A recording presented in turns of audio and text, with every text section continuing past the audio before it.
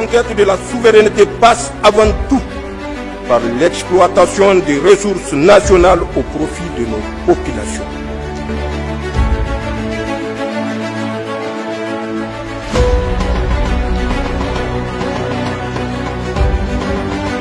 À la suite des récentes attaques liées au drift et aux autres comportements dangereux enregistrés sur la voie publique, les autorités communales de Niamey ont décidé de renforcer les mesures de sécurité pour protéger les usagers et préserver la tranquillité de la capitale. C'est dans ce contexte que l'administrateur délégué de la ville de Niamey a pris un nouvel arrêté, un texte qui interdit formellement les drifts, les démonstrations mécaniques et toute autre conduite menant en danger la vie des citoyens dans les rues de la capitale. L'objectif affiché, prévenir les accidents, garantir l'ordre public et rappeler que les espaces publics ne peuvent être transformés en pistes de spectacle improvisées. Des dirigeants, des enfants, des commerçants, des enfants, bref, des familles aisées. Généralement, c'est des jeunes, des écoliers qui s'organisent, qui sont bien organisés et qui s'invitent dans des lieux en périphérie et à Niamey à travers leurs groupes qu'ils ont, où ils s'invitent, qu'ils font des concours, des compétitions, des drifts.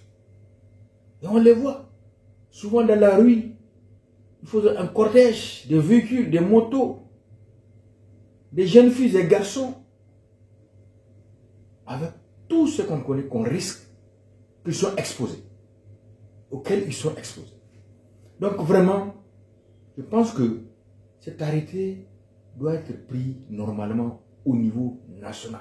Parce qu'il y a les autres régions aussi qui sont en train d'être affectées par ce genre de comportement de nos jeunes. Les jeunes à qui on achète des véhicules pour aller peut-être à l'école, pour aller faire des courses, tout ça, mais qui s'adonnent à ces activités. Et la majorité de ces jeunes qui ont ces véhicules, on soit souvent enlève les plaques d'immatriculation ou c'est des véhicules qui ne sont même pas immatriculés. Donc c'est vraiment un véritable problème de sécurité publique, tout simplement, qui se pose et qui est en train de se poser, qui sont en train de faire des graves accidents ou commettre des accidents ou provoquer des accidents. Donc vraiment, je pense que notre éducation, en tout cas, ne nous permet pas de faire certaines pratiques qu'on voit dans certains États de l'Afrique ou même européens et américains. Donc c'est des choses copiées à l'extérieur qui viennent exposer ici. Donc vraiment, nous remercions l'administrateur délégué de la ville de Niamey qui a pris cette décision.